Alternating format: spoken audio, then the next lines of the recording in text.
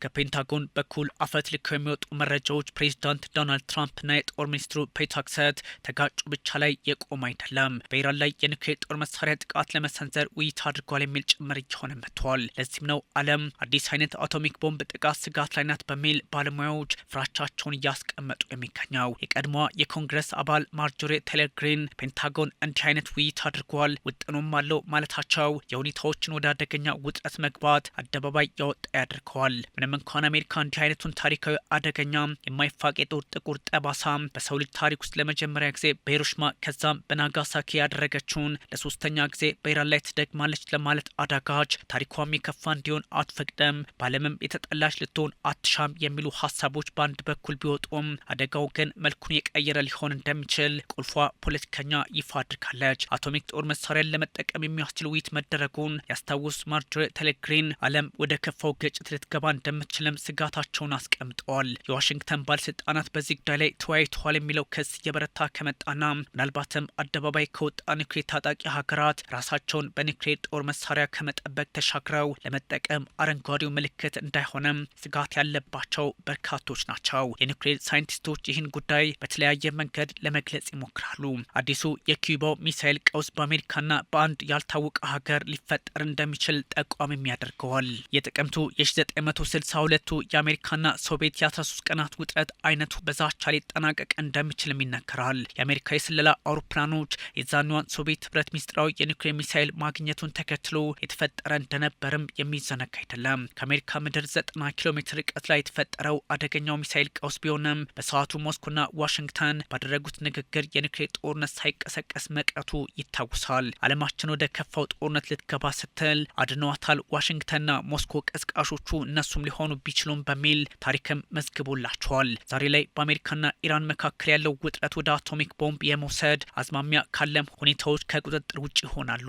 ግሪን የፕሬዚዳንት ዶናልድ ትራምፕ ማጋ አሜሪካን ዳግም ታላቅ ማድረግ ቁልፍ ደጋፊ በአንድ ወቅት የነበሩ ቢሆኑም ዛሬ ላይ ግን አይናቸውን አያሳየኝ ወደ ማለቱ ተሸጋግረዋል። በኤክስ ገጻቸው ላይ ግሪን በስትራቴጂ ጉባኤ ሰዓት እንዲህ አይነት ውይይት መደረጉንና ሀሳብ መነሳቱንም ጠቁመዋል። በእርግጥም አሜሪካ የሚሳኤል ስርዓቶቿን ጨርሳለች የሚለውን የኢራንን ተደጋጋሚ ሀሳብና የዋሽንግተን ሚዲያዎች የሚያስተጋቡትን በትራምፕ ላይ ትችት ዳግም የሚያረጋግጥ ያደርገዋል። ዋሽንግተን መደበኞቹን ሚሳይሎች ባትጨርስ ወደ አቶሚክ ቦምብ ጥቃት ውጥን አትገባም የሚለውን ይደግማል ነው ጉዳዩ። ምንም እንኳን ሁኔታው የተረጋገጠ ባይሆንም መረጃዎች ግን በተደጋጋሚ መውጣታቸው ስጋቱ እንዳለ ማመላካች ነው። ቁልፏ ፖለቲከኛ ማረጋገጫዎችን ባይሰጡም እንዲሁም ተሳታፊዎች እነማን እንደሆኑ ዘርዝረው ባያስቀምጡም ስብሰባው በአቶሚክ ቦምብ እንጠቀም ላይ መደረጉን ግን እርግጠኛ ሆኖ አስቀምጠዋል። የኒውክሌር ጦር መሳሪያ በኢራን ላይ ለመጠቀም በስትራቴጂው ስብሰባቸው ላይ ተመካክረዋል። እየገመትኩ አይደለም፣ ይህን አውቃለሁ፣ እናም ግልጽ አደገኝነት ነው፣ ሰይጣናዊ ተግባር ነው በሚልም ለማስታወስ ሞክረዋል። ዋሽንግተን የኒውክሌር ጦር መሳሪያ ለመጠቀም የሚያስችላትን ሕግ ዝቅ ለማድረግ እንቅስቃሴዎች ከዚህ ቀደም እንደነበሯት የሚዘነጋ አይደለም። ልክ ሩሲያ በ2004 ኒውክሌርን ለመጠቀም የሚያስችላትን ሕግ ለማላላት እንደሞከረችው አሊያም ጥብቅ የነበረውን የጦር መሳሪያን የመጠቀም መርህ ዝቅ ለማድረግ እንደሞከረችው ሆኖ የተመዘገበ ነው። በጥቅሉ እንዲህ አይነቱ እንቅስቃሴ ኒውክሌር ፍጅት ኒውክሌር ሆሎኮስትን ያመጣል በሚል ያስጠነቀቁት ግሪን ዓለምን ወደ ተጨማሪ ሰፊ ጦርነት ውስጥ ስቦ ያስገባል በሚልም ለማስጠንቀቅ ሞክረዋል። ዋይት ሀውስ እንዲህ አይነት ውይይት ስለመደረጉ እስካሁን ያለው ነገር ባይኖርም ፔንታጎን ታክቲካሊ አቶሚክ ቦምብን ጥቅም ላይ ስለመዋል አንዳንድ እርምጃዎችን መጀመር አለባት የሚል ሀሳብ ቀርቦለታል ከሚለው መረጃ ጋር አብሮ የሚታይ ነው። የትራምፕ ቁልፍ ደጋፊ ከመሆን እስከ ሪፐብሊካን ፓርቲ ውስጥ አባል ሆነው በመዝለቅ የሚታወቁት ፖለቲከኛ ከቅርብ ጊዜ ወዲህ ግን አካሄዶችን ሁሉ በመተቸት ሪፐብሊካኖችን ከመደገፍ ራሳቸውን አግለዋል። ለዚህም ሳይሆን አይቀርም አስተያየታቸው በዚህ ልክ የጠነከረውን በሚል ራሳቸው ሪፐብሊካኖች ለማጣጣል ይሞክራሉ። አሜሪካና እስራኤል በኢራን ላይ የሚሰነዝሩትን ጥቃት በመቃወምም የሚታወቁ ናቸው። ግሪን ዋሽንግተን ፖስት አሜሪካ እግረኛ ጦሯን በኢራን ለማሰማራት እንቅስቃሴ ላይ ናት በሚል ያወጣውን መረጃ እንዲሁም ፔንታጎን የጥቃት አድማሱን ለማስፋት ውጥ እንዳለው ከሳምንታት በፊት መነገሩን ግምት ውስጥ ማስገባት ከአሁኑ የኒውክሌር ሀሳብ ጋር ሲደመር ከባድ እቅድ መኖሩን የሚጠቁም ያደርገዋል። የአሜሪካ ደህንነትና የስለላ ተቋማት እንዲሁም የዓለም አቀፉ የአቶሚክ ኃይል ተቆጣጣሪ ድርጅት IAEA ኢራን የኒውክሌር ጦር መሳሪያ እንደሌላት ቢረዱም ትራምፕ ግልጽ ጦርነት ቀስቅሰዋል በሚልም ትችቱ በርትቶባቸው ዛሬም ቀጥሏል። በአሁኑ ሰዓት ወደ ኒውክሌር ጦር መሳሪያ ውዝግብ መሻገር ምናልባትም በዓለም ላይ 9 ሀገራት ወደ ግጭት በቀጥታ እንዲሳተፉ በር እንደ መክፈት ይቆጠራል። ምንም እንኳን በዓለም ላይ 9 ሀገራት አቶሚክ ቦምብ ታጥቀዋል ቢባልም ከ90 በመቶ በላይ የሚሆነውን የተቆጣጠሩት ሩሲያና አሜሪካ ናቸው።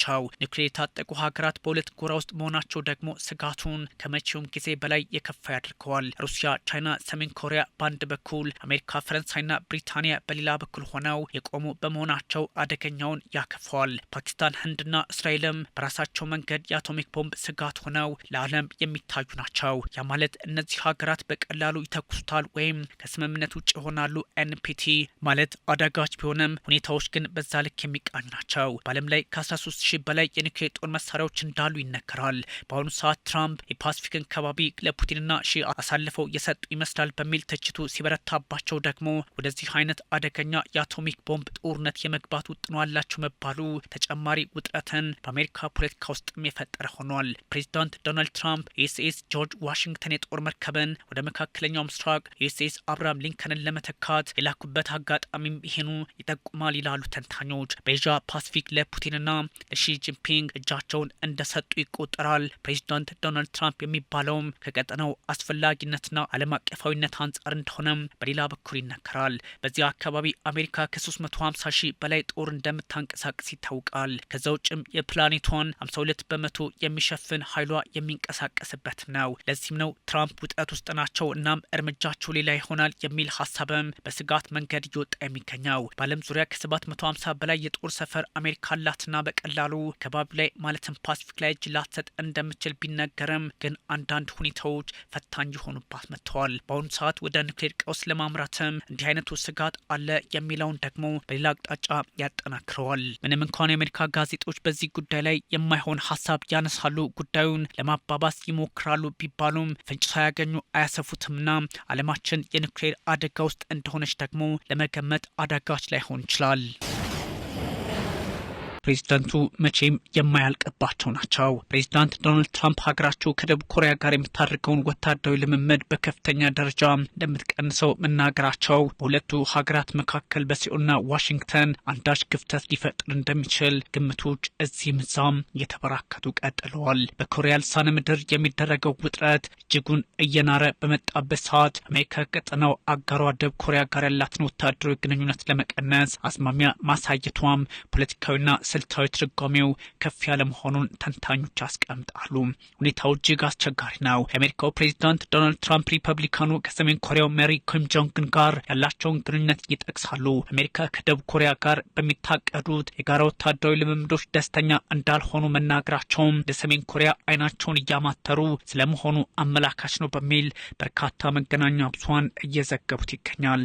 ሪፐብሊካኑ ከደቡብ ኮሪያ ጋር በሚደረጉ የጋራ ወታደራዊ ልምምዶች ላይ አሜሪካ በመሳተፏ ደስተኛ እንዳልሆኑ በትሩዝ ሶሻል ሚዲያቸው ወይም ደግሞ በገጻቸው ላይ ለማስፈር ሞክረዋል። እሳቸው ያክላሉ ደቡብ ኮሪያ አሜሪካ ከኢራን ጋር ባላት ውጥረትና የኢራን የኒውክሌር ፕሮግራም ለማስቆም በምታደርገው ጥረት ላይ ለመሳተፍ የቀረበላትን ጥሪ አመሰግናለሁ፣ አልፈልግም በማለት ውድቅ ማድረጓን ጠቅሰው የመከላከያ ሚኒስትራቸው ፔት ሄግሴትም የጋራ ልምምዱን እንዲቀንሱ ፕሬዚዳንታዊ ትዕዛዛቸውን አስተላልፈዋል። ይህም የትራምፕ ድርጊት ሰሜን ኮሪያን የመሳደብ ደቡብ ኮሪያን ደግሞ የመግፋት አዝማሚያ የሚያሳይ ነው ሲሉ ተንታኞች መላምታቸውን ያስቀምጣሉ። በሌላ በኩል በዚህ ጉዳይ ላይ አስተያየታቸውን የሰጡት የደቡብ ኮሪያ የመከላከያ ሚኒስቴር ባለስልጣናት ኦልጅ ፍሪደም ሺልድ የተሰኘው ዓመታዊ የጋራ ወታደራዊ ልምምድ ቀደም ሲል በተያዘለት መርሃ ግብር መሰረት እንደሚቀጥል አስታውቀዋል። በፈረንጆቹ ከነሐሴ ዛሬ 17 እስከ 27 ለ11 ቀናት በሚቆየው በዚህ ወታደራዊ ልምምድ ላይ 18 ሺህ የደቡብ ኮሪያ ወታደሮች እንደሚሳተፉ አስቀምጠዋል።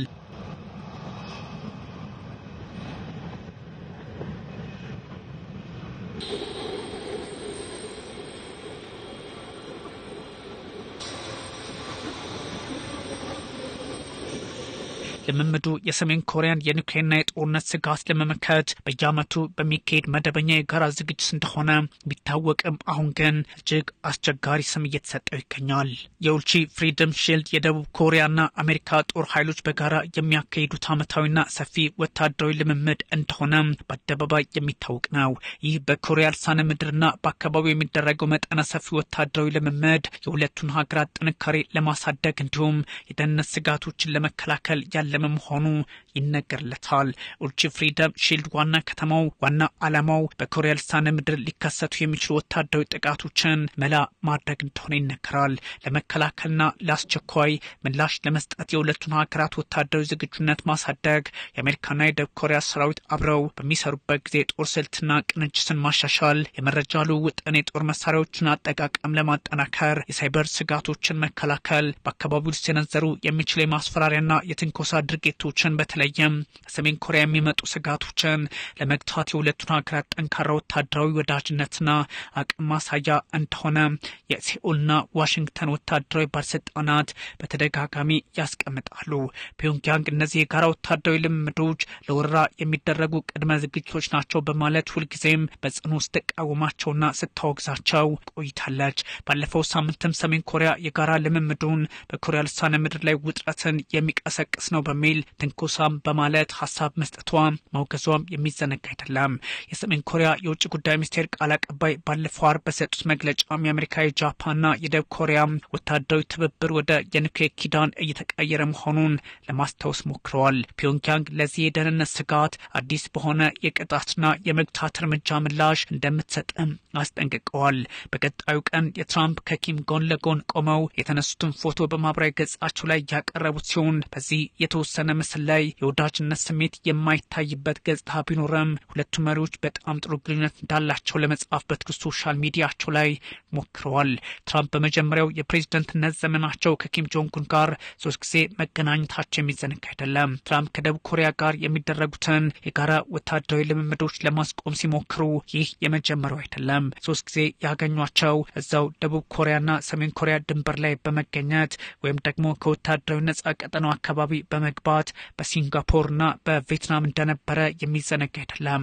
በፈረንጆች 2018 በሲንጋፖር ከኪም ጋር ያደረጉትን ታሪካዊ ጉባኤ ተከትሎ ወታደራዊ ልምምዶችን ወጪ የሚያበዛና ትንኮሳ አዘል ሲሉ መግለጻቸው ፕሬዚዳንት ዶናልድ ትራምፕ የሚታወስ ነው። እናም አሁን ሪፐብሊካኑ በመጀመሪያው የስልጣን ዘመናቸው ላይ ያቀዱትን አሁን ላይ ለማስፈጸም የፈለጉ ይመስላል የሚል አስተያየትም እየወጣ ይገኛል። ትራምፕ በደቡብ ኮሪያ ከሚገኙት 28500 የአሜሪካ ወታደሮችና ቀጠናዊ ደህንነት ውስጥ ባላቸው ሚና ላይ ከደቡብ ኮሪያ ጋር የሚደረጉ የጋራ ወታደራዊ ልምምዶችን ለማስቆም ረዥም ጊዜ ሲታገሉ ቆይተዋል። በሌላ በኩል ከደቡብ ኮሪያ ጋር ውጥረት ላይ የምትገኘው ሰሜን ኮሪያ የአሜሪካና ደቡብ ኮሪያ ወታደራዊ ልምምዶች የወረራ ዝግጅት ናቸው በማለት በተደጋጋሚ ስታወግዝም ቆይታለች።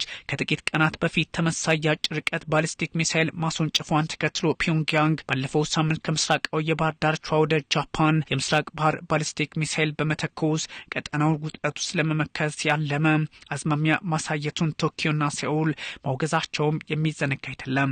ትራምፕ በአንድ ወቅት የሰሜን ኮሪያው መሪ ትንሽ የሮኬት ሰው ወይም ደግሞ ትንሹ የሮኬቱ ሰው ሊትል ሮኬማን በማለት ያፌዙባቸው እንደነበረ የሚታወስ ነው።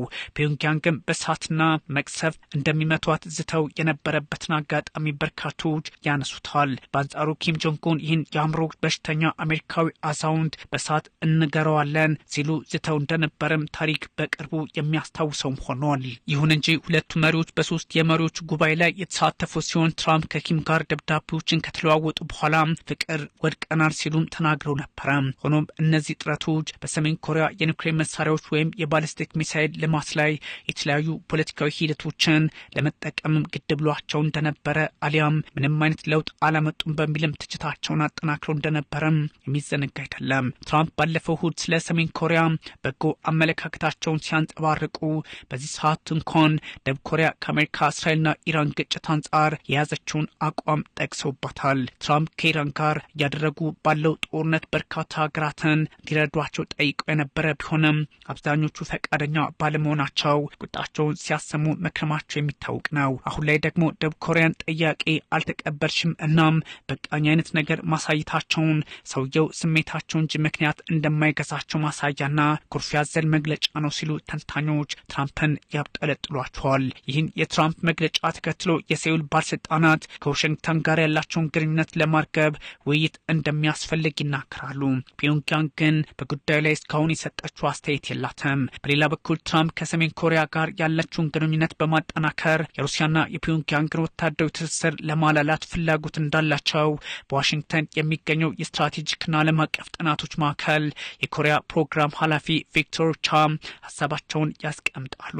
ጉዳዩን በሌላ መንገድ ስንመለከተው ትራምፕ ከኪም ጆንግ ኡን ጋር ግንኙነታቸውን ለመፍጠር የሚፈልጉ በሩሲያና በሰሜን ኮሪያ መካከል ያለውን ቁርኝነት ለማዳከም ነው በሚልም ቪክቶር ቻው ሀሳባቸውን በድጋሚ አጋርተዋል። የአሜሪካ የሰሜን እዝ ከፍተኛ ባለስልጣናት ሌተናንት ጀነራል ጆሴፍ ጀራርድ ባለፈው ሳምንት በሰጡት ማብራሪያ ሰሜን ኮሪያ የኒውክሌር ጦር መሳሪያዎችን በማንኛውም የሰሜን አሜሪካ ክፍል ማድረስ የሚችሉ አህጉር አቀፍ ባሊስቲክ ሚሳይሎችን አይሲቢኤም በስኬት መሞከሯን ማስጠንቀቃቸው የሚታወስ ነው።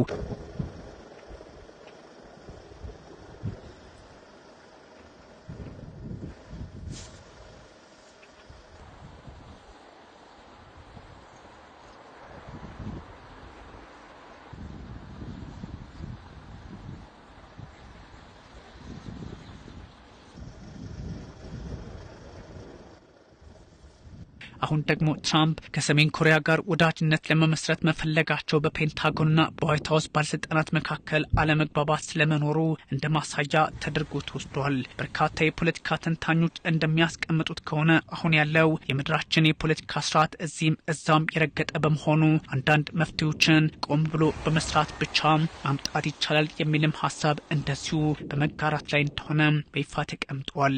አንዳንዶች እንደሚሉት ሳይሆን አሁን ያለው የምድራችን ፖለቲካ መልኩን መቀየሩ ነው በሚል በፖለቲካ ተንታኞች በኩልም ሀሳቦች ይጋራሉ። ለማንኛውም ፕሬዚዳንት ዶናልድ ትራምፕ ከሰሜን ኮሪያው መሪ ኪም ጆንግ ኡን ጋር ባላቸው መልካም ግንኙነት ምክንያት ከደቡብ ኮሪያ ጋር የሚያደርጉትን የጋራ ወታደራዊ ልምምድ በከፍተኛ መጠን እንደሚቀንሱ ይፋ አድርገዋል። በትሩዝ ሶሻል ሚዲያቸው ላይ ባሰፈሩ ጽሑፍ እንደገለጹት ደቡብ ኮሪያ ኢራንን ከኒውክሌር ነጻ በማድረግ እንቅስቃሴ ውስጥ ለመሳተፍ ፈቃደኛ አልሆነችም። እነዚህ ወታደራዊ ልምምዶች ዋጋቸው ውድ ነው፣ አብዛኛውን ወጪ የምትሸፍነው ደግሞ እንደተለመደው አሜሪካ ናት፣ ፈጽሞ የማያስፈልግና ነውጠኛ መሆኑን መልእክት አስተላልፋለሁ ወይም ያስተላልፋል በሚል ሀሳባቸውን አጋርተዋል። ፕሬዚዳንት ዶናልድ ትራምፕ በነገሮች ላይ ዛሬ መፍትሄ ያስፈልጋል ብለው የሚያምኑ ከዛ ውጭም ደግሞ በተለያየ የፖለቲካ ሂደት የጦርነት ዝግጅት በሚል የሚፈጠረው አንዳንድ ሁኔታዎች መልኩን መለወጡ አደገኛው ጊዜ በሁለቱ ሀገራት መካከል እንዲሉ በር የሚከፍት ያደርገዋል።